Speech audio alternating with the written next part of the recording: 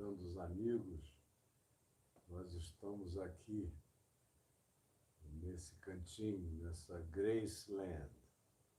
Pode chegar, eu estou esperando todo mundo brotar assim. Brotar do chão, com a graça de Deus, do chão digital. E eu sei que vocês estão vindo aí, e Mateus já deve estar aberto no seu texto digital ou na sua Bíblia escrita em papel, mas eu quero que você abra em Mateus, no capítulo 2, do verso 13 até ao verso 15.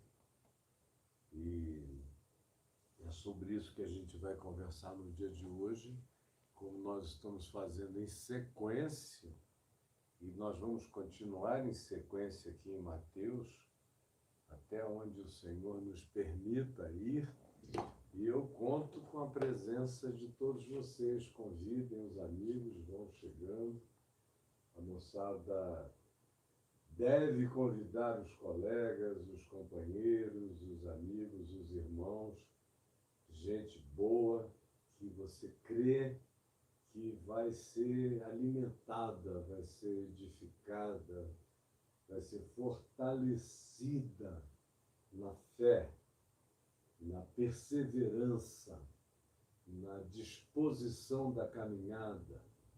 Faça isso. Seja um cooperador do Evangelho. Seja um cooperador do seu amigo, do seu irmão aqui, para não acontecer de que eu trabalhe em vão. Alguém falou em rapadura, que vou levar umas rapaduras para o senhor. Eu vou comer bem devagar, porque eu não posso comer rapadura porque eu sou diabético. Mas quebrar um pedacinho, botar na boca, só para sentir aquele gostinho. Eu sou louco por rapadura. Nasci entre rapaduras, açaí, pé de moleque, muito bolo de macaxeira, muita castanha do Pará, muita pupunha, muito tucumã, muito jatobá, muita sorva. Eu cresci alimentado por essas coisas da minha terra. E o pessoal que é do Nordeste também sabe exatamente do que eu estou falando. Muito buriti para você pegar no igarapé, tirar as casquinhas dele, fica só amarelinhos, tirar a carne amarela do buriti, que delícia, dentro d'água. Às vezes botar todas as escamas dele na boca, chupar tudo, até tirar o gostinho, o sumo, o suco todo. É uma coisa maravilhosa, deliciosa, e eu amo, gente, amo de todo o meu coração. O que eu mais gosto na minha terra é o cheiro, aquele cheiro de floresta, cheiro de água doce, aqueles oceanos de água doce, cheiro de igarapé singrando a floresta, com aquelas folhas que parecem um chá na água, dando aquele tom maravilhoso, e essas frutas todas que eu amo, adoro, e todas as vezes que eu tenho chance, é a elas que eu recorro. Algo sátiro aqui falou, Braulio Nápoles. Sátiro, meu filho, eu recomendo a você, procura um nome melhor para você, meu querido, porque não dá nem para te levar a sério, tá? Eu não vou te responder, porque eu já respondi algumas vezes sobre o fato que o Braulio não estará mais conosco, porque ele tem outras atividades que ele quer fazer, que ele precisa realizar. Então, não perguntem mais para não perder tempo. E vindo do sátiro, uma pessoa que escolhe um apelido desse para si, um apelido tão feio, cara, você não sabe quem era o sátiro. Que Deus é o sátiro nas mitologias, a começar da grega. Esse ser que é homem, é bode, tem pata de bode, é essa criatura híbrida, e o negócio dele é tentar se dissimular para conquistar as ninfas, e é um grande contador de histórias mentirosas. Então, toma cuidado para que, na admiração pela projeção, você não acabe introjetando a imagem e você deforma o seu caráter, meu querido sátiro. Mas cada um decide pelo que quer ser chamado, com o que deseja ser identificado. É uma questão sua, fica só uma observação. Eu quero ler aqui em Mateus, não só quero, mas com a graça de Deus, lerei aqui em Mateus, no capítulo 2, do verso 13 até o verso 15, que diz assim: tendo eles partido, eles, como vocês viram, foram os magos sobre os quais a gente falou um bom tempo. E está tudo gravado. 1 hora e 15 de gravação todos os dias. Tendo eles, os magos, partido para a sua terra, para o Oriente, para o Iêmen, para a Pérsia, ou para a fronteira do Iraque, para algum lugar na antiga Mesopotâmia, era dessa região, provavelmente, que eles viessem, ou de regiões próximas. Tendo eles partido, eis que aparece um anjo do Senhor a José em sonho, como foi a primeira vez, quando José estava no conflito sobre o que ele faria com o casamento dele, o que ele faria com Maria, que tratamento ele daria. A mulher estava grávida e ele sabia que não era dele, mas ele era um homem bom, justo e não queria infamá-la, muito menos destruí-la. O melhor que poderia acontecer era ela, naquela aldeia de centenas de pessoas, pouca gente, passar o resto da vida como adúltera, que era uma condição naqueles dias do primeiro século pior do que a da prostituta. A prostituta, como diz o profeta Oséias no Velho Testamento, se vendia pelo pão, mas a adúltera se dava pelo prazer da traição. E essa é a diferenciação que o Velho Testamento faz entre a mulher prostituta e a mulher adúltera. A prostituta é uma profissional da tragédia, que precisa vender o corpo para comer, porque não lhe sobrava alternativa naqueles dias. Mas a adúltera não, ela tinha tudo. Tinha marido, tinha filhos, tinha casa, tinha meios, tinha como sobreviver, mas ela tinha tesão na traição. Como tem muita gente que vive disso, não é nem porque eles tenham um grande prazer, é o prazer da transgressão. A transgressão produz prazer. As químicas da transgressão, a junção química do medo, ao mesmo tempo com a dissimulação, com aquela certeza de poder, que você está tomando posse de algo que não é seu, mas que você vai conhecer intimamente, e o proprietário não sabe que você invadiu, que você chegou lá, ou a suposta proprietária, o cônjuge, seja ele quem seja. E isso levanta esse vulcão de desejos incontroláveis e é altamente viciante.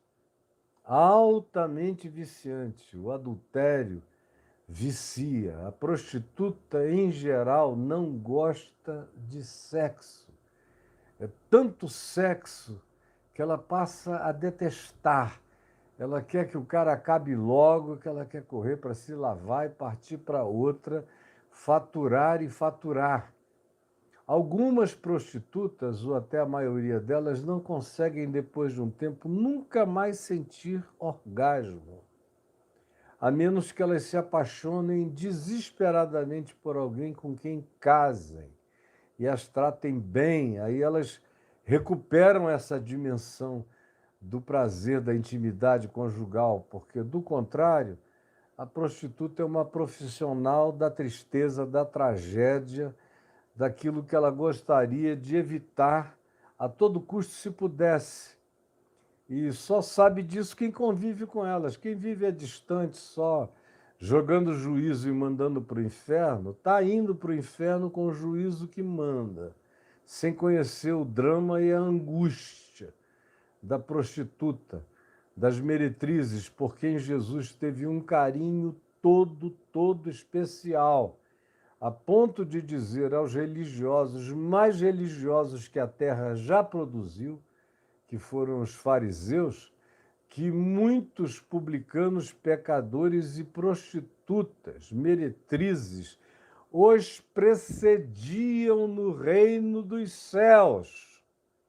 Para você ver como os primeiros serão os últimos e os últimos serão os primeiros, como Jesus inverte essa ordem o tempo todo, porque ele não julga conforme o homem julga, ele vê o coração, não as aparências nem a deformação. Pois bem, fecha parêntese aqui.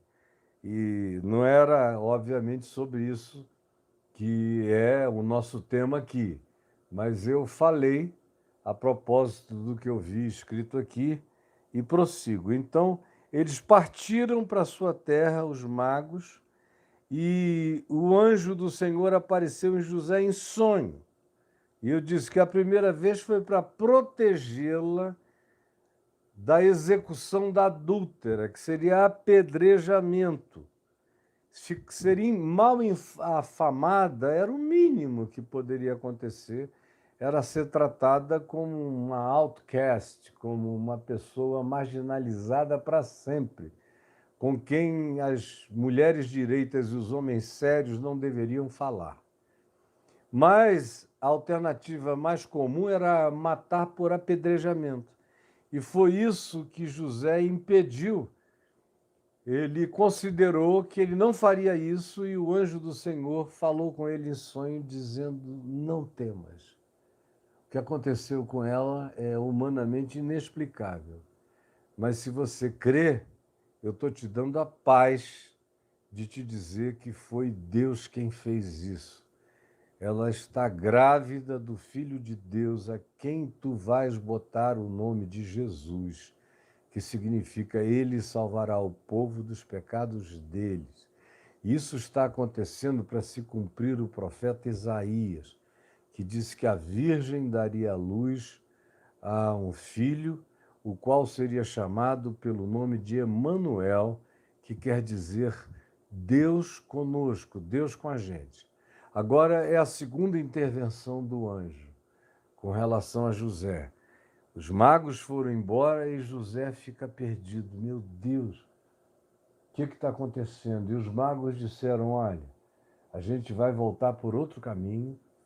Herodes, que morreu no ano 4 antes de Cristo, aí ninguém entende nada, eu abro aqui um parêntese para dizer que tem um erro de aproximadamente 5 anos, 4 a 5 anos, na nossa cronologia, que foi estabelecida pelo Papa Gregório, e a conta foi feita errada. Como em genealogias, frequentemente, as contas são erradas. Não tem nada de mais nisso. Então, eles marcaram a data do nascimento de Jesus para 5 anos, de fato, depois de Jesus ter nascido. Então, Jesus nasceu 5 anos antes de Cristo. Cristo é a marca cronológica, AC e DC. Mas o Jesus, que é o Cristo encarnado, nasceu 5 anos antes dessa marca cronológica estabelecida séculos depois pelo Papa Gregório. Por isso é que Herodes o Grande, que tentou matar Jesus, morreu 4 anos antes de Cristo. Mas Jesus já tinha mais de 1 ano de idade quando ele morreu. E os magos advertiram a José e a Maria, dizendo: não voltem, não passem por perto de Jerusalém, nem fiquem aqui na Judéia, nem fiquem no território da Galiléia, nem voltem para a cidade de vocês, porque o ânimo da besta, desse dragão arquetípico, é furioso. Ele quer comer o Filho de Deus, ele quer destruir, ele quer matar a encarnação, ele quer degolar a graça, ele quer matar no nascedouro. Então não vão para dentro da terra. Saiam da terra de Israel, saiam da terra da Judéia, e também não vão para Galiléia. E eles fizeram a volta, óbvio. Os magos seguiram por um caminho que provavelmente foi por onde hoje é a Jordânia, na direção da Síria e Arábia Saudita, seja qual tenha sido o destino deles, foi na direção norte de Israel, norte da Palestina, enquanto o Egito estava no sul. E foi para o sul que José, tendo recebido aquele sonho, preste atenção aqui no texto, que diz que na mesma noite, e essa é uma coisa impressionante, é essa urgência. Quando ele tem o sonho, ele é tomado por aquela urgência inadiável. E ele se dispõe, é o que diz a palavra, dispõe-te, disse o anjo a ele no sonho. Levanta, toma disposição, decide já, agora. Isso é o que significa dispõe-te. Toma o menino e sua mãe e fugir do perigo, fugir da estupidez, fugir da idiotice, fugir da maldade, fugir da má intenção, fugir dos tramas, dos ardis, das conspirações. Não é covardia, é inteligência, é autopreservação, é consciência, é não praticar a valentia dos estúpidos. Há muita valentia estúpida. Quase toda valentia acaba sendo estúpida. A coragem é inteligente. Ela pensa, ela considera, ela pondera, ela é estratégica, ela avalia, ela olha com sabedoria, ela vê se com 10.000 soldados dá para enfrentar, como Jesus ensinou, quem vem com 20.000. A coragem faz você avaliar se o que você vai começar, você vai conseguir concluir em algum momento, em algum tempo. Agora, a valentia é estúpida. A valentia é burra. A valentia é orgulhosa. A valentia não quer saber de bom senso. O suposto valente imagina e trata o bom senso, a ponderação, como reflexão de covardes. O suposto valente acha que tem que dar soco em ponta de faca, que tem que correr com o peito aberto e se jogar aberto na lança incandescente. Esse é o idiota valente.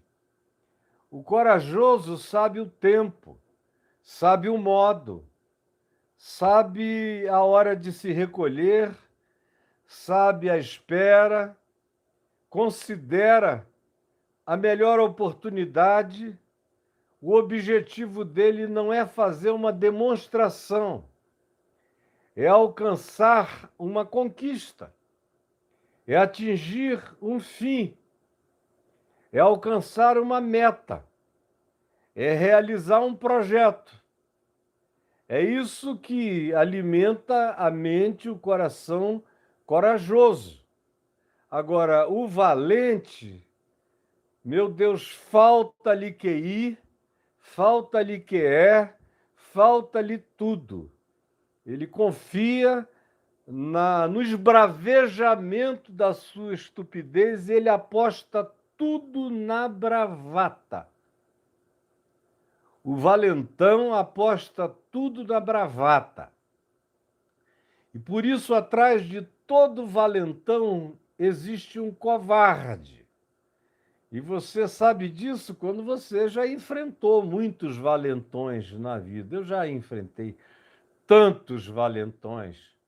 Chegou o cara grandão, cheio de marra. Quando eu era jovem, então, era uma delícia um valentão. Grandão, idiota, burrão, pescoção grossão, todo sem saber de técnica nenhuma, de coisa alguma, na hora errada, querendo partir para dentro. O negócio dele é se exibir, é se mostrar, é aparecer, é volumetria, é demonstração, é show, é realização, é performance, é falastrice, é bravata, é araque, é ver se pela cortina de fumaça ele te espanta. Aí quando ele apronta tudo isso e vê que você, menor, aparentemente mais fraco, está olhando para ele com os olhos límpidos, sem nenhum temor, sem nenhum intimidamento, sem nada, só observando. Aí ele diz: é aqui que eu vou me fazer. Parte para cima e não sabe que você aplica física contra ele, não é força, é inteligência. E vai, você vira uma sucuri em volta dele, todinho. Daqui a pouco ele está... Ai, para. Alguns choram e se levantam correndo. Esses são os valentões. Frequentemente o corajoso diz: não é o tempo, não é a hora, qualquer coisa agora é idiotice, eu não sou idiota, eu não tenho que explicar nada para ninguém, nem dar satisfação a ninguém, a vida é minha, as avaliações são minhas, os tesouros ou o que eu tenho a perder é meu, e eu não vou botar qualquer coisa preciosa em risco para atender desafios ou fazer bravatas que a existência real não sustenta. E José pensava com essas categorias. Por isso ele é um dos meus grandes heróis da Bíblia, José. É um dos maiores, é um dos melhores seres humanos que eu encontro na Bíblia. É esse paizinho de Jesus tão maravilhoso.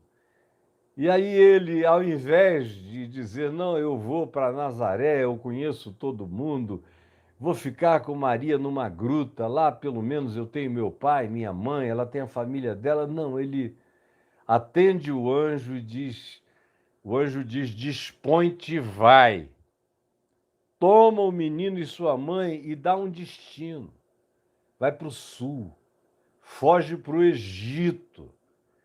Logo para o Egito, que em Israel carregava a simbologia, a arquetipia de ser a terra do cativeiro, a terra do desterro, a terra da idolatria, a terra dos deuses, a terra dos faraós, a terra das ciências ocultas, a terra dos saberes que os judeus desconfiavam da origem deles, e a terra de seres alienígenas misturados com os humanos, como os Benai Elohim fizeram, de acordo com Gênesis 6, e o Egito foi uma dessas civilizações que mais aprendeu com essa invasão de seres de outra dimensão, como diz Pedro na segunda epístola, como diz Judas, como diz o livro de Enoque, como diz Gênesis 6 e várias outras fontes. Esses seres que fizeram isso, que corromperam todo o mundo antigo que veio a ser afogado no dilúvio, mas que era um mundo desenvolvidíssimo, porque se diz que eles ensinaram ao mundo antigo todas as tecnologias que nós estamos voltando a descobrir agora. O mundo antigo já foi infinitamente mais avançado do que a gente pode sequer supor. Mas isso é assunto para aqueles que forem fazer o meu curso, a Área 51 do Evangelho, quando ele for lançado. Então, fecha aqui o parênteses. Egito era esse lugar malfadado. Você lê no Velho Testamento, quase tudo que se associa ao que seja ruim tem a ver com Egito. Egito, Babilônia, especialmente os lugares de cativeiro, as superpotências, são sempre tratadas no Velho Testamento como malignas e demoníacas. O Egito, a mais antiga delas. Depois vem Babilônia. Mas aí, no meio do caminho, houve outros que não eram superpotências, mas eram inimigos de Israel, como os filisteus, os fenícios, vários outros povos à volta, os que povoaram Tiro, Sidom, as culturas minoicas de Chipre, Malta, outras regiões classificadas pelos romanos todos como os bárbaros, que os judeus também chamavam de bárbaros, os próprios romanos. E os romanos chamavam de bárbaros todos os que não eram romanos. E assim os preconceitos vão se transferindo. Mas o Egito era uma capital de preconceitos. Era como dizer, se Sodoma e Gomorra ainda estivessem em pé, foge para Sodoma. Era uma loucura, embora Sodoma hoje, com a arqueologia moderna, que achou Sodoma, já não há mais nenhuma dúvida sobre os achados arqueológicos de Sodoma, e Sodoma era uma cidade enorme, 6 vezes maior do que a cidade amuralhada de Jerusalém dos dias de hoje, imensa, onde moravam milhares de pessoas e cercada por 4 outras cidades enormes, no Vale do Jordão, ao norte do Mar Morto. Era como dizer isso, vai para lá. Dizer vai para o Egito era uma recomendação do tipo, vai te refugiar entre os deuses, vai te esconder no meio da idolatria, vai para a terra da abominação dos israelitas, porque a terra da abominação dos israelitas é mais segura para o Filho de Deus do que Israel.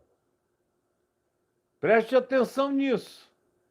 É uma frase, mas carrega um conteúdo metafórico extenso e aplicável no dia de hoje às circunstâncias de equivalência total que existem entre nós.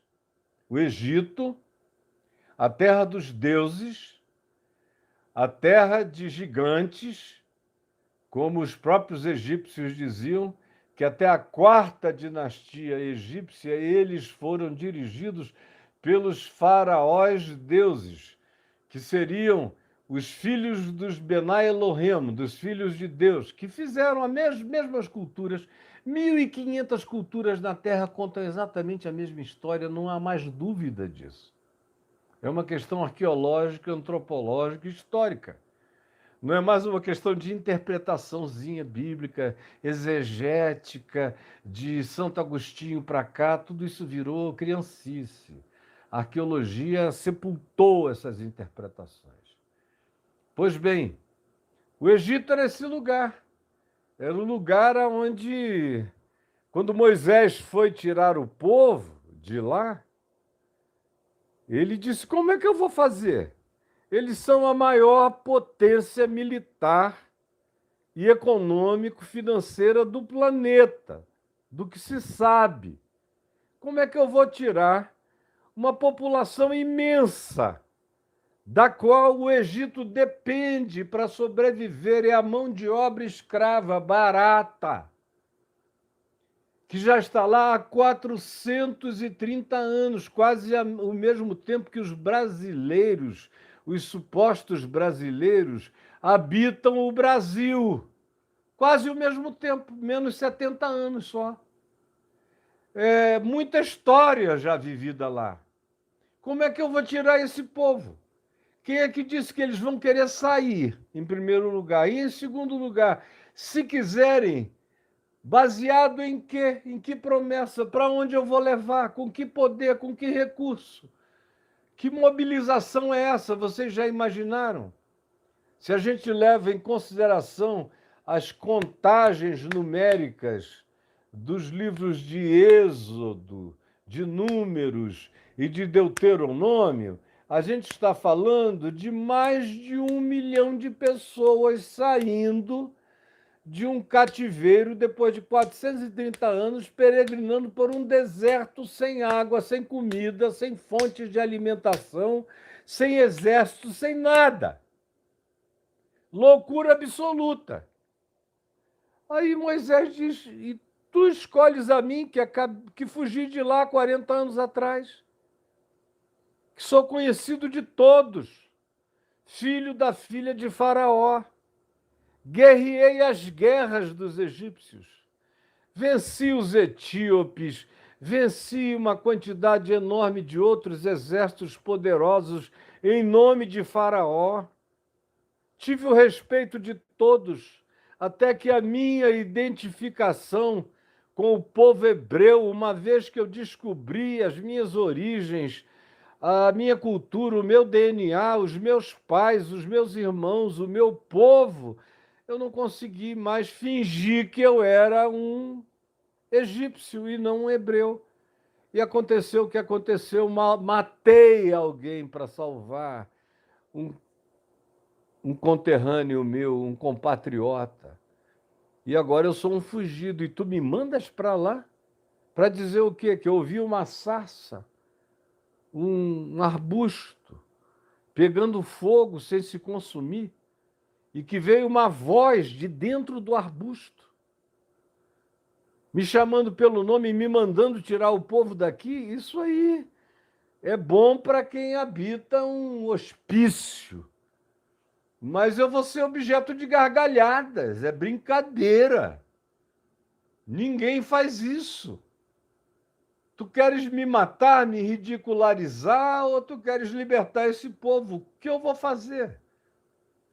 Aí é quando Deus diz a Moisés: escuta, pega a tua vara. Aí ele tinha lá o cajado dele. Os meus cajados não estão aqui, estão lá embaixo.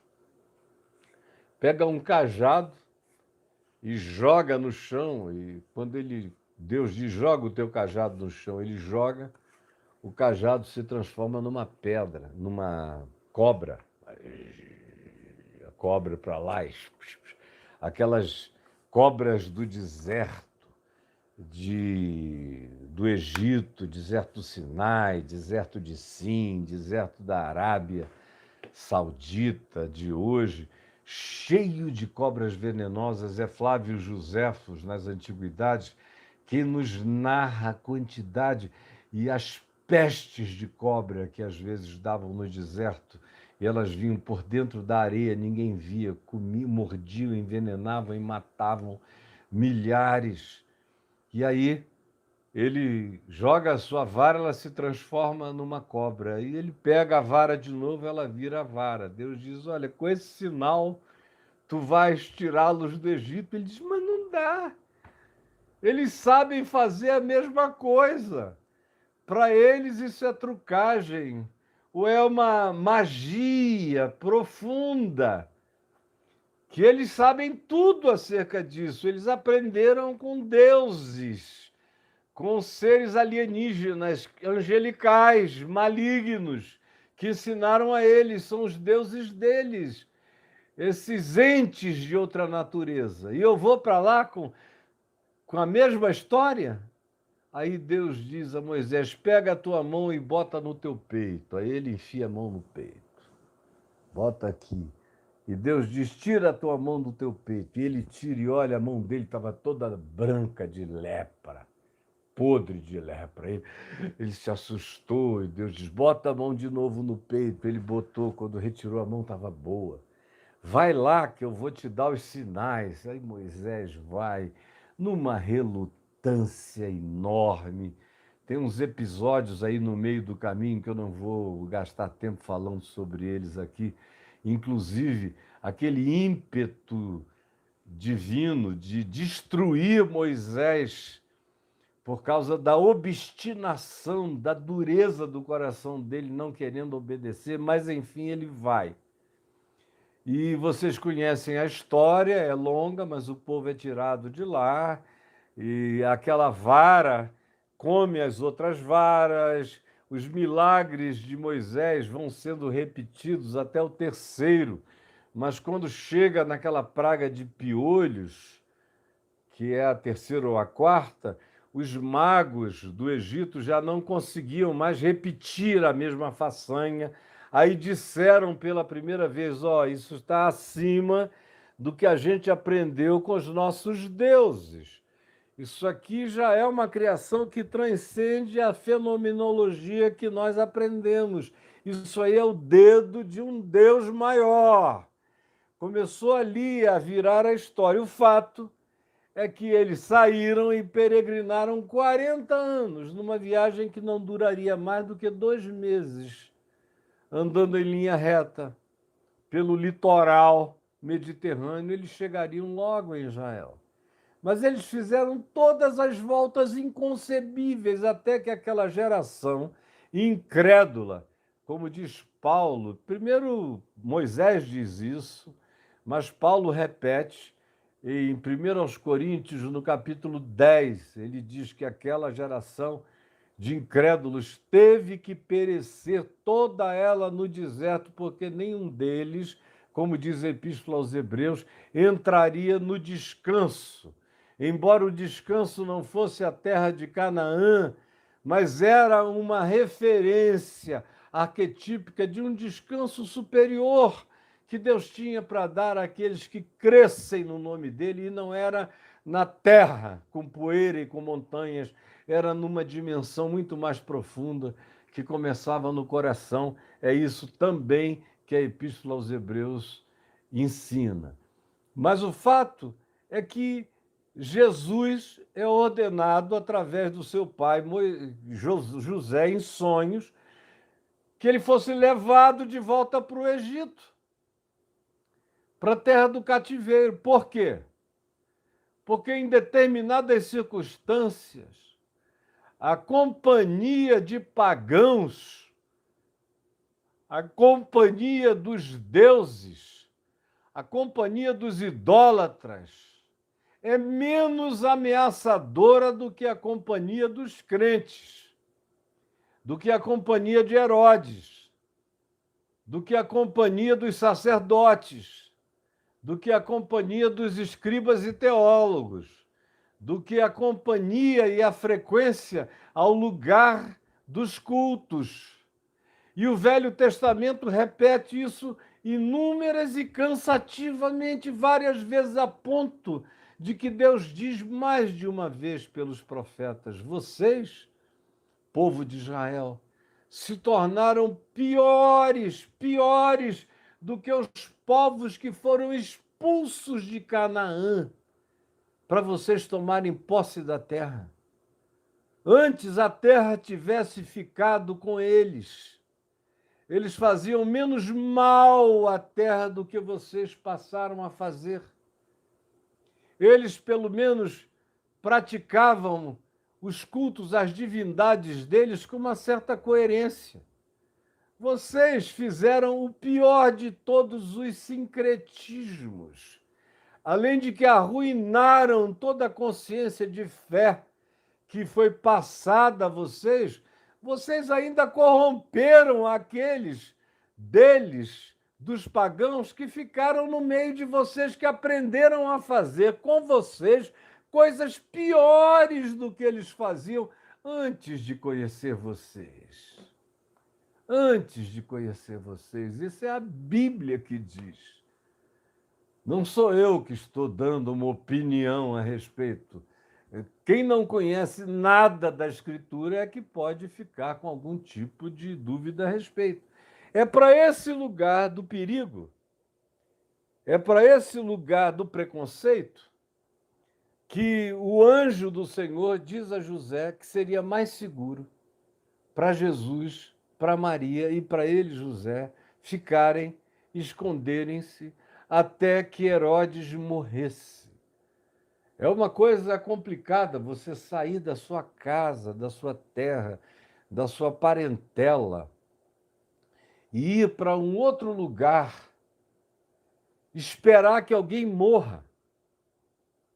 Tem algumas pessoas me assistindo aqui agora e outras milhares que assistirão depois, que estão vivendo situações semelhantes. Tem gente, por exemplo, que por causa da política mais recente foi embora do Brasil e porque não queria ficar aqui assistindo aquilo tudo. Havia outros que me disseram, houve outros que me disseram, que se tivesse havido a reincidência da continuidade da mesma governança, eles teriam ido embora, como alguns amigos preciosíssimos meus, aqui de Brasília.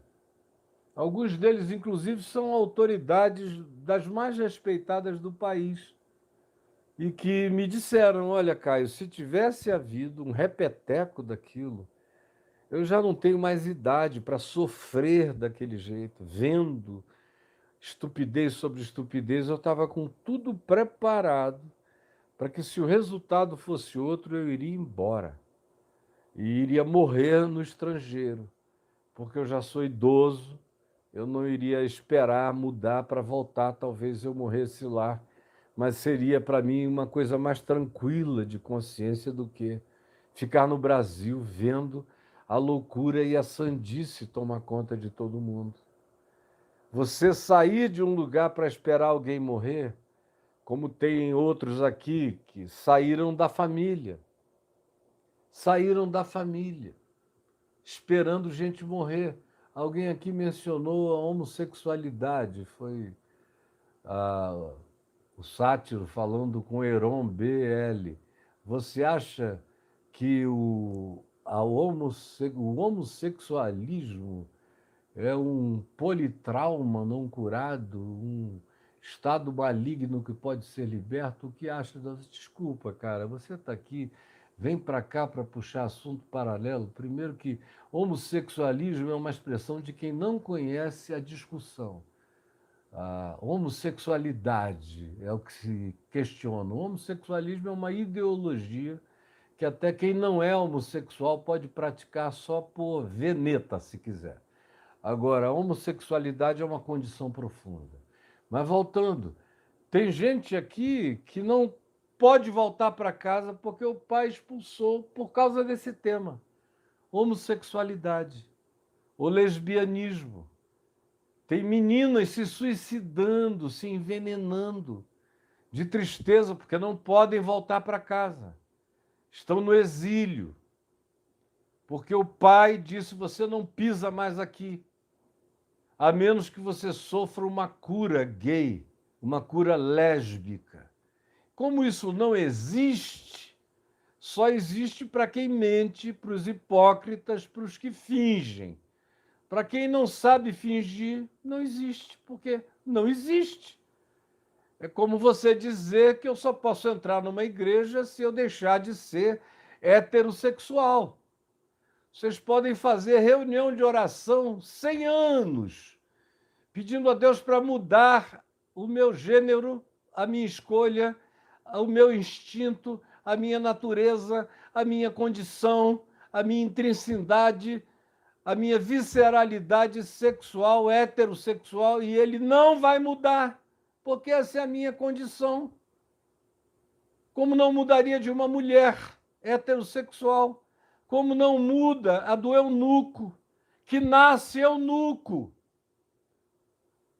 Meu Deus, é a coisa mais simples de entender, mas as pessoas, a religião é tão fechada e o dogma religioso é tão homicida nas suas consequências, é tão perverso na sua intenção de obediência aos dogmas estabelecidos pelos homens, que eles são capazes de destruir filhos. Tem gente que matou filho, que matou filha. Aqueles que, quando não o fizeram diretamente, houve quem tenha feito isso diretamente, fizeram indiretamente, colocando o filho e a filha numa situação de desprezo tão grande, de autorrejeição tão profunda, que as pessoas não aguentam e se matam. Porque você decidir ir para fora de casa, ir para um exílio, sem que tenha sido um anjo do Senhor que te mandou,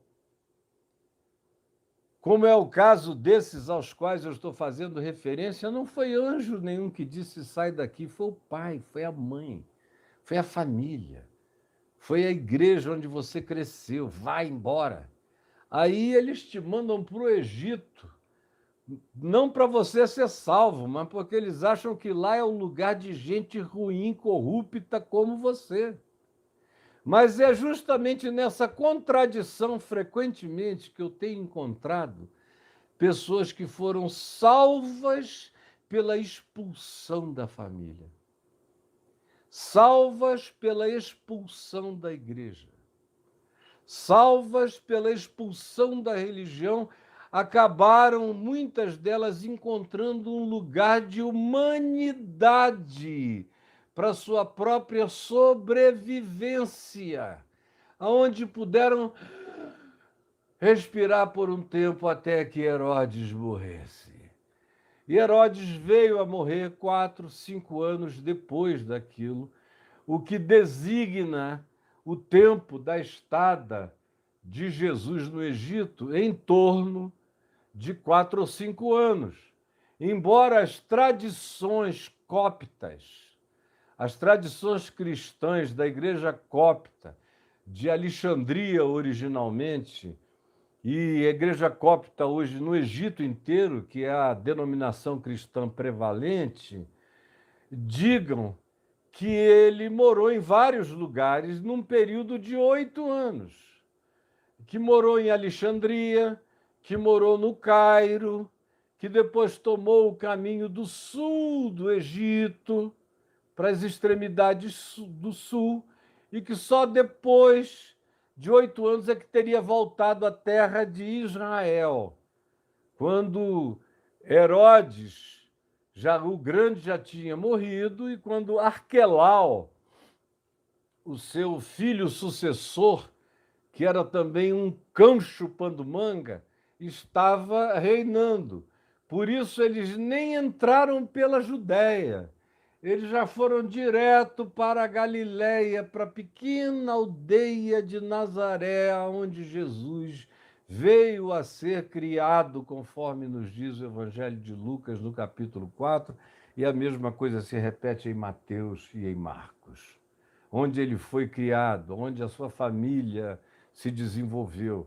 Mas, vejam, existe ocasião em que o anjo do Senhor diz para você, vai para o Egito, porque o Egito, porque o mundo, porque esse lugar aparentemente sem Deus, sem religião, sem dogma, sem doutrinação, esse lugar da pluralidade, das liberdades múltiplas, das escolhas diversas, onde as pessoas têm sua própria condição de escolher a quem servir, a quem adorar, como viver. Esse lugar vai ser um lugar de refúgio para você, para Maria e para o menino.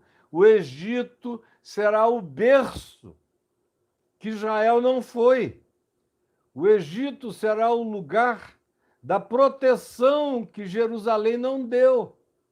O Egito é o lugar onde as crianças vão poder correr livres, o que em Belém não acontecerá, porque Herodes o Grande mandará matar a todos os meninos de 2 anos para baixo.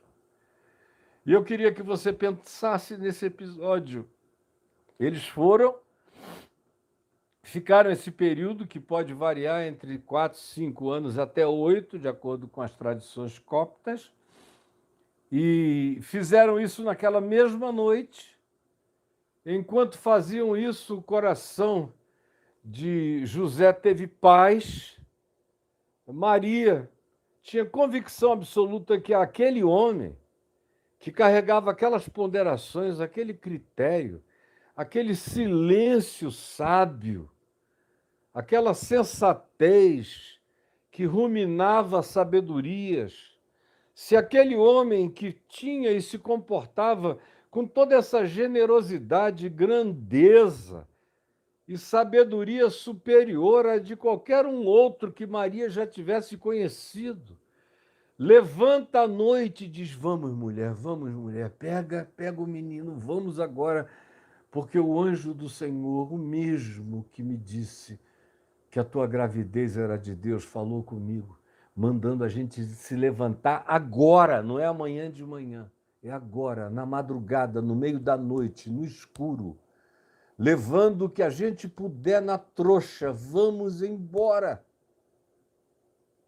E eles fizeram e atravessaram o deserto na direção do Egito. É uma travessia, meu amigo, de muita caminhada, de centenas de quilômetros para atravessar de onde eles estavam, em Belém, para o lugar mais próximo, para você chegar e, margeando o Mediterrâneo, poder chegar, por exemplo, a Alexandria e depois subir um pouco mais na direção sul, para as margens do Nilo, onde hoje é o Cairo. Eram 450 quilômetros a pé, no sol escaldante. E eles saíram imediatamente. E Mateus, que, como eu disse, evoca profecias do Velho Testamento para dar embasamento, para dar chão bíblico e profético aos movimentos de Jesus, diz: isso aconteceu para se cumprir o que fora dito por intermédio do profeta: do Egito chamei o meu filho. E aí ele está citando uma referência em Oséias 11:1, e que, obviamente, se referia a Israel, quando foi tirado do Egito. Mas as profecias bíblicas têm bidimensionalidades, tridimensionalidades, polidimensionalidades. Elas são frequentemente aplicadas e reaplicadas de acordo com contextos crescentes, com a gravidez da história. E Mateus usa esse princípio, e não é um princípio, é uma liberdade para fazer isso. É totalmente livre e viola os conceitos hermenêuticos praticados, por exemplo, pela Igreja Católica e pelos protestantes até o dia de hoje. Não dá para usar os critérios de hermenêutica protestante nas citações dos evangelhos e nem de Paulo. E é uma coisa que os protestantes não explicam nunca por quê. Passam por cima batidos. E os livros que tratam do assunto são só uns bobajóis que viram, não explicam nada, porque eles não têm a coragem de dizer que a palavra de Deus não é uma construção de letras, mas de significados e de sentidos.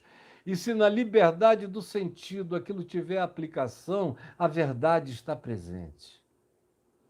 Mas guarde isso no coração, porque é isso que eu quero te dizer hoje. Você que está aí dizendo, meu Deus, eu estou perdido, porque eu não aguentei ficar. Hoje eu li uma estatística, que eu não me lembro mais nem quem foi que me enviou, mas eu li. Acho que foi me lembrei. Meu querido amigo Marcelo, psiquiatra e professor nos Estados Unidos, um irmão amado, que fez uma tradução, ele é membro da Fraternidade do Caminho, postou lá, de uma pesquisa recente nos Estados Unidos com relação aos chamados desigrejados, que é um apelido que os igrejados colocaram nos que não vão à igreja. Portanto, é um palavrão, os desigrejados. Mas eles, sem saber, estão dando uma designação para um pessoal que é igrejado, só não é templário. Só não querem fazer parte das cruzadas da religião.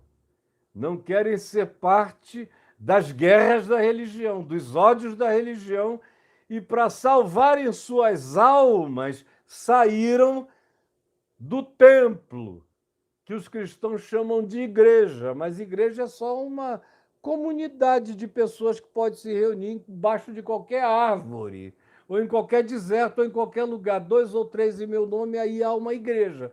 Se Jesus diz, eu aí estou no meio deles, se Jesus está no meio deles, então isso é mais do que igreja. Mas a pesquisa com os desigrejados americanos mostrou 3 ou 4 tópicos prevalentes. Número 1, razões dadas para esse pessoal ter ido embora para o Egito, não ter ficado em Belém, não ter ido para Jerusalém. Primeira razão, superamos a fé evangélica. Essa foi a primeira razão que foi dada por uma multidão.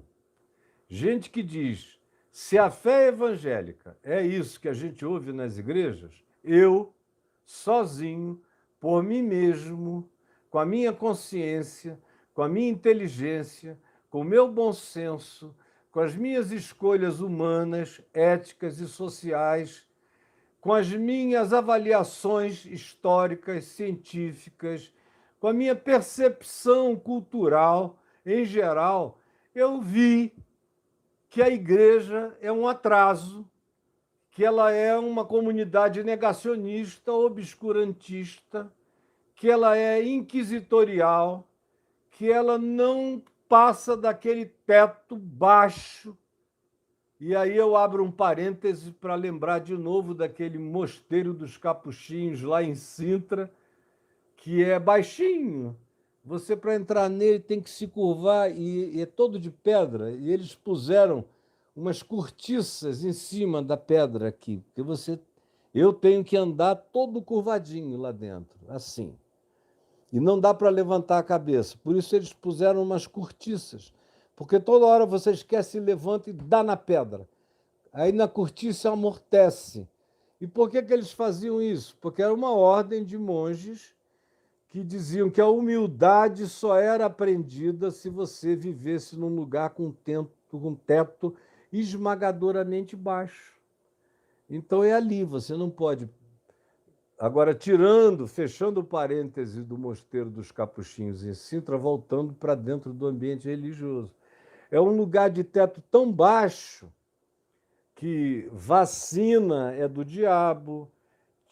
Na vacina da Covid tinha um posto até chips, microchips na vacina para você ser monitorado e você só vai sentir o resultado daqui a 20 anos. Tudo mais que venha da ciência é maligno, a idade do universo é mentira, a Terra só tem 6.000 anos de idade, Adão nasceu outro dia, há pouco mais de 6.000 anos de idade, O mundo foi criado em uma semana de 7 dias e a Eva foi tirada realmente de um pedaço de costela de Adão. Adão foi feito mesmo de uma massinha de barro, massinha, massinha, tipo criança na praia. Depois, levanta, meu filho. Parece até o parla dito a Moisés, uma vez que ele estava esculpido no mármore. E a voz do escultor foi fala, de tão perfeito que estava. Só faltou o sopro divino para o Moisés de mármore sair andando. Pois bem, os caras vão para a faculdade, estudam em qualquer lugar. Não precisa nem ir a um lugar de cultura superior. Se ele abrir a internet e for educado em casa, até num homeschooling de baixa categoria, vai chegar uma hora que ele vai dizer o que estão ensinando aqui nesse lugar que eu vou é mentira para todo lado. Então, a primeira razão alegada por essas pessoas é que elas superaram a fé cristã. Se aquilo que a igreja ensina que é fé, e vejam bem, a igreja não está falando de perdão de pecados, ela não está falando da ressurreição de Jesus, ela não está falando de múltiplas dimensões, porque qualquer um que hoje estude mecânica quântica não tem mais nenhum problema de crer nas multidimensionalidades mencionadas na Bíblia, mas não. A Bíblia só fala, os crentes da Bíblia só falam em pênis, vagina e ânus. É a tríade, é a trindade dentro da qual Deus mora. Tem que ter pênis entrando em vagina e não em ânus. Tem que ter ânus pelo qual só sai fezes e não entra nada. E tem que ter vagina por onde sai urina e por onde pode sair criança. Quem violar essa regra, mesmo que seja a regra de eu não tenho mulher nenhuma, vou me masturbar, está perdido, foi expulso da trindade divina, que é Pinto, Pepeca e Ânus. Essa é a tríade dessa divindade. Então os caras olham para isso, vão à igreja e ouvem pregação sobre isso. Ódio, incitamento, ordem para você votar na pessoa mais despudorada do país, que há 50 anos atrás não seria indicado nem para tomar conta de 2 galinhas, porque a fama dele é de ladrão e roubador. Mas aí a igreja dá apoio, porque ele promete que vai ser contra lésbicas, homossexuais, aborto, essas temáticas que variam entre o pinto, a pepeca e o ânus. Toma compromisso com essa área universal, com esse buraco da vida. Aí os caras olham de longe e dizem, bom, se é isso aí, eu estou fora. E aí milhões de americanos juram que nunca mais botarão numa igreja. Porque é só isso que eles ouvem. Ligam a televisão, é só isso que eles ouvem. Ouvem os missionários como esse que esteve aqui num congresso de jovens da Assembleia de Deus, dizendo aquele orgulho satânico. Tem um inferno preparado para cada LGBTQIA+, tem um inferno preparado para todos os homossexuais, tem um inferno preparado para todas as lésbicas, tem um inferno... É só inferno, inferno, inferno. Qualquer um, meu Deus. É o caminho mais simples, é virar ateu, é agnóstico. Se o cara tiver um mínimo de bom senso, ele diz, não, se for isso, eu não quero isso nem morto. Nem morto. E se a promessa da vida eterna passar por isso, eu prefiro, em morrendo, ficar morto, dormir para sempre, porque eu não quero ter nada a ver com isso. A maioria dos que deixaram de ir à igreja, e são milhões nos Estados Unidos, alegam isso. No Brasil não é assim. Se a mesma pesquisa fosse feita aqui no Brasil, você não iria ouvir tanta gente falando da questão mental, intelectual, cultural, porque a ignorância e o atraso da igreja e dos frequentadores de igreja no Brasil, na América Latina e na África é infinitamente maior. Então, a facilidade de corromper cabeças aqui no Brasil é muito grande. Aqui no Brasil, a diferença é outra. Mas nos Estados Unidos, o primeiro grupo que ocupa o maior percentual é esse. O segundo grupo são aqueles que saíram por causa dos maus feitos dos pastores: roubo, sonegação de imposto, apropriação indébita, tornarem-se empresários milionários, donos dos dízimos, das ofertas. Tudo isso que tem aqui no Brasil, tem até mais aqui do que lá, mas aqui não escandaliza ninguém por causa do atraso. Do atraso, o pessoal está acostumado a dar dinheiro para feiticeiro, então ele acha que melhorou o status dele porque ele está dando para alguém que se auto-intitula bispo, ou apóstolo, ou pastor, mas é pior do que o feiticeiro para o qual ele dava antes. Lá, a segunda coisa que vem é essa: malversação de fundos. E a terceira é a perseguição moral e ética aos homossexuais, lésbicas, LGBTQIA+, essa coisa toda.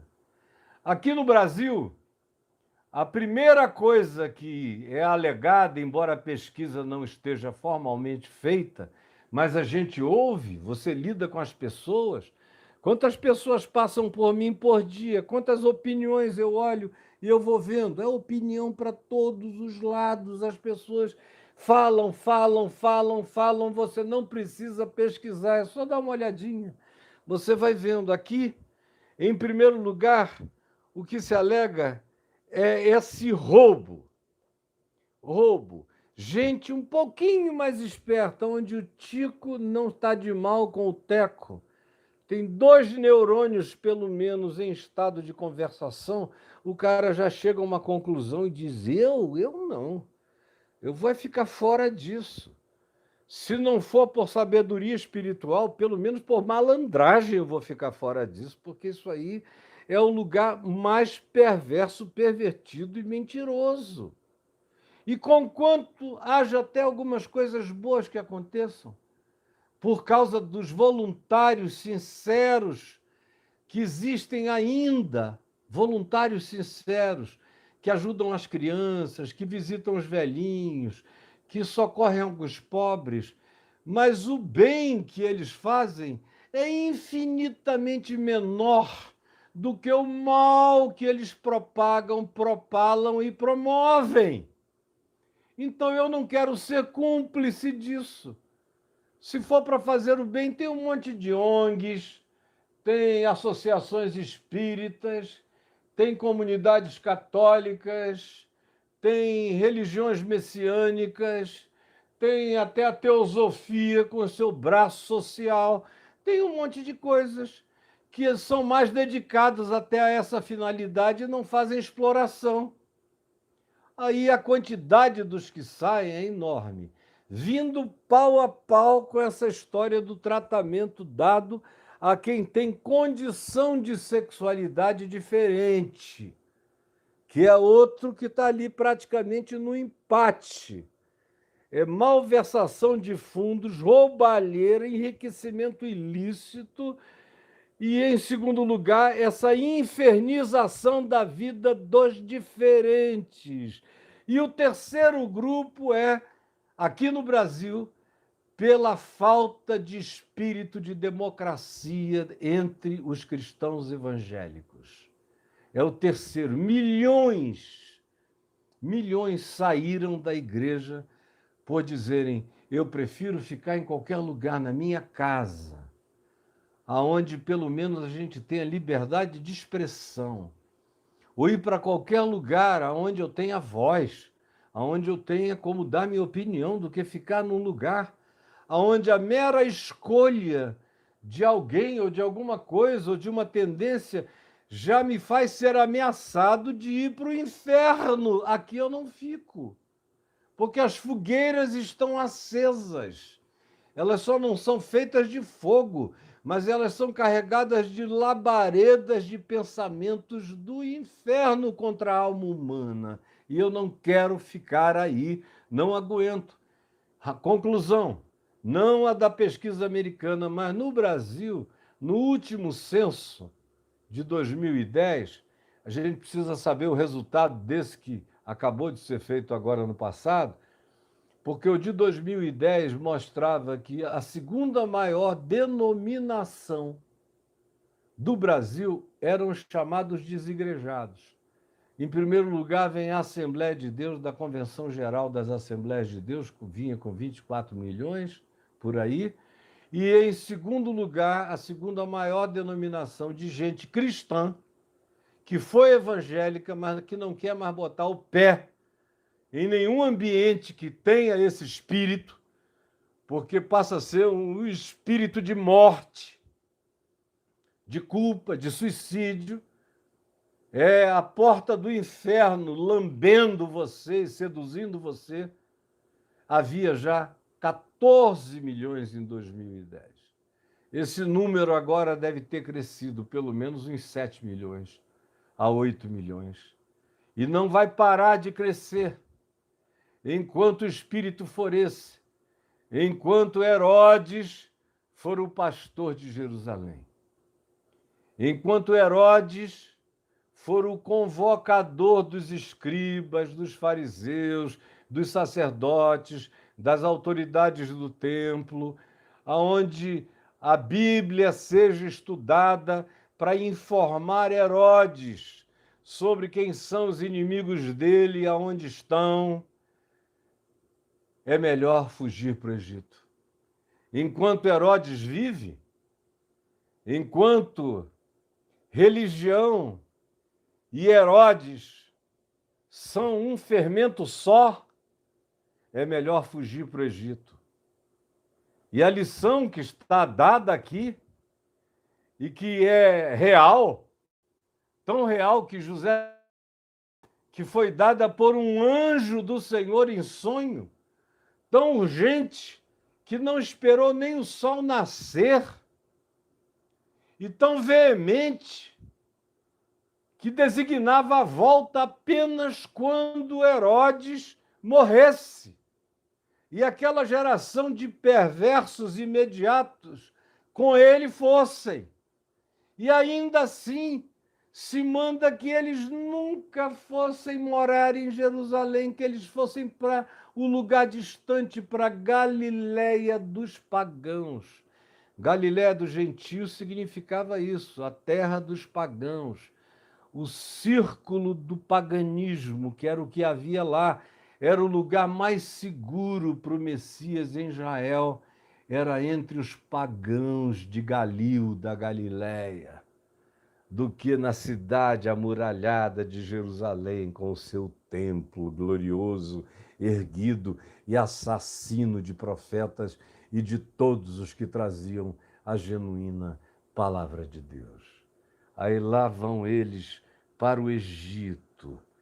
E eu queria amanhã poder prosseguir com vocês aqui, mas amanhã é sexta-feira e eu não poderei.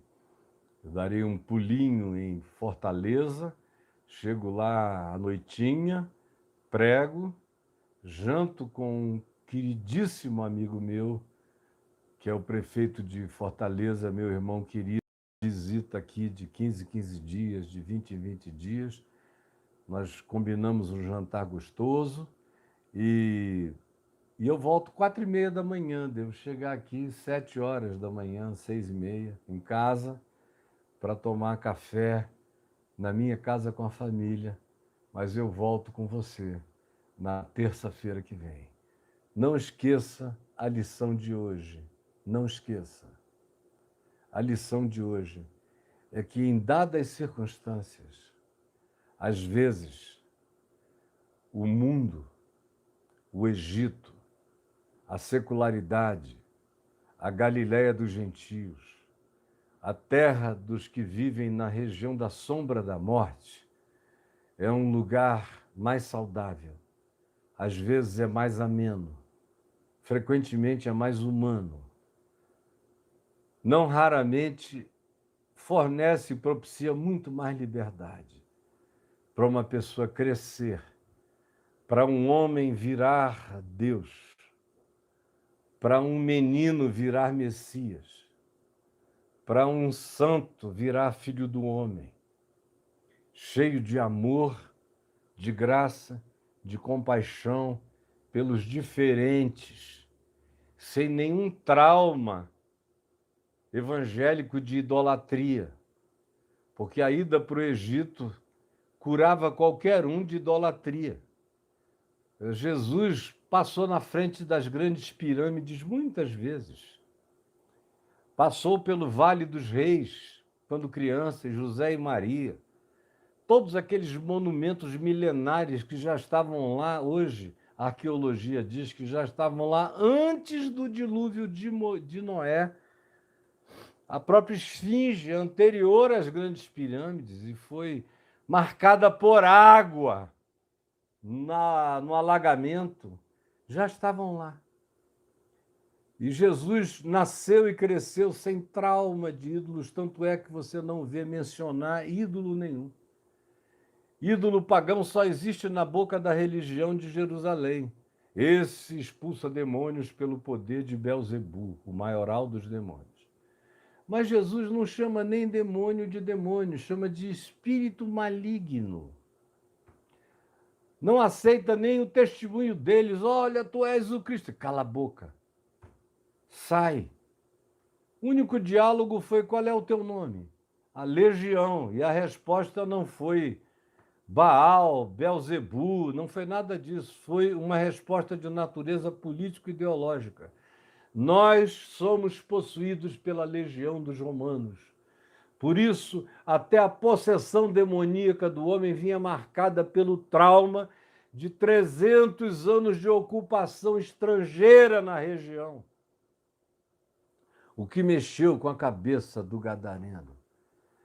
Mas ainda é um lugar melhor para se criar filhos com liberdade do que levá-los para o templo em Jerusalém, onde eles podem se transformar em seres religiosíssimos, mas anti-humanos. Eu não estou recomendando aqui que ninguém se congregue, ao contrário. Eu amo uma congregação, eu recomendo congregações, assim como eu recomendo família boa, assim é uma boa congregação. Assim como eu recomendo ter bons amigos, eu recomendo uma boa congregação. Tem gente que diz: o Caio é contra a igreja. Não. Onde eu cheguei a minha vida inteira, desde que eu me converti, onde eu botei o pé, nasceu igreja. Até na praça, com hippies. Na minha casa, em Manaus. Onde eu botei o pé, nasce igreja. Fui passar um período de quase um ano em Portugal, nasceu uma igreja. Aonde eu vou, nasce igreja. Quando eu comecei a dizer: olha, a igreja apodreceu. Não tem mais parte sã. Está igual a descrição de Isaías no capítulo 1, leia lá, do verso 1 até o verso 12. Não há nesse corpo parte sã. Da planta dos pés ao alto da cabeça só tem pus, chagas, está tudo podre. E eu falei isso em 98, apodreceu geral, eu não fico mais aqui. Mas eu saí e abri uma igreja, o Café com Graça. Cheguei aqui em Brasília, começou uma igreja, o Caminho da Graça. Daqui foi para outros lugares. Não é chamado de igreja, porque igreja não precisa ser chamada de igreja. Igreja é um acontecimento daqueles que, tendo fé em Jesus, se reúnem para adorá-lo, para crescerem na consistência da palavra e para voltarem para o mundo, voltarem para o Egito, voltarem para a Galiléia para pregarem aos que vivem na região da sombra da morte. Isso é a igreja segundo Jesus. O resto é estelionato, é mentira e é o que vocês não sabem diferenciar. Jesus, ajuda-nos na lição do Evangelho hoje, que anjos recomendam o Egito como um lugar mais tranquilo para o Filho de Deus crescer do que o lugar sagrado de Jerusalém, que era o lugar onde o Filho de Deus haveria de morrer. Permite que no silêncio dessa minha parada, a voz do Espírito Santo ecoe no coração de muita gente. De muita gente. Muita gente. Muita gente que se culpa por não suportar o insuportável. Muita gente que se autodespreza por não ter conseguido tolerar o intolerável. Muita gente que, por amor a Deus, teve que se afastar de todas as supostas insígnias de Deus, que são só insígnias, disfarces, mascaramentos contra o próprio Deus. Muita gente que ama o Cristo eterno, conforme lhes foi revelado nos evangelhos em Jesus, mas não suporta o Jesus fabricado como ídolo nas igrejas. Esse Jesus demoníaco e perverso. Ajuda, no entanto, cada um de nós a nos prepararmos para um novo tempo, onde o Espírito Santo vai congregar núcleos de pessoas do amor, da fé, da compaixão, da misericórdia, da verdade, da justiça, como verdadeiras expressões do amor do corpo de Cristo.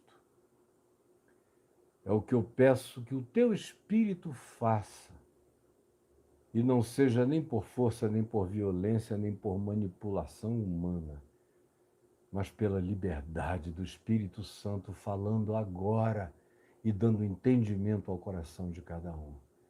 É o que eu te peço, em nome de Jesus. Amém e amém. Olha só, gente boa, eu não estou mais transmitindo as minhas lives dos lugares aonde eu vou. Não transmitirei e não transmitirei mais. Elas todas são gravadas e serão colocadas aqui no YouTube.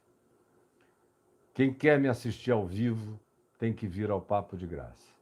O resto, todo mundo vai ter que se inscrever, participar. E você que está aqui, olha, só 288 curtidas, não é possível.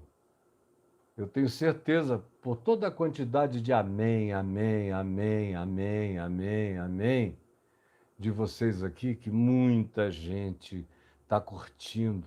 Só é que um pessoal que vem aqui que acha que o algoritmo não está nem aí. Mas o algoritmo bota você para frente ou bota você para trás, dependendo das curtidas, dependendo da positividade dos comentários ou não. E não percam tempo com gente que só vem aqui para falar bobagem. Deixa esse pessoal ficar rouco, sozinho. Não retorne. Não retorne. Eu não quero apagar os comentários, porque se amanhã eu estivesse aqui, eu iria ler os comentários para poder responder perguntas, como eu estou fazendo toda sexta-feira. Mas eu dou graças a Deus pelos que vêm e curtem, pelos que vêm e deixam sua marca. E se você não é inscrito no canal, inscreva-se, aperte o sininho para você ser avisado de tudo e recomende esse canal para os seus amigos. O pior que você vai ouvir aqui é o Evangelho de Jesus. Pode ter certeza disso. Um beijo para todo mundo. Fiquem na graça de Deus e até terça-feira que vem, Se eu chegar com alguma disposição no fim de semana, eu faço alguma live no Instagram, tá bom? Me sigam no Instagram, no TikTok, no Twitter, em tudo que é plataforma.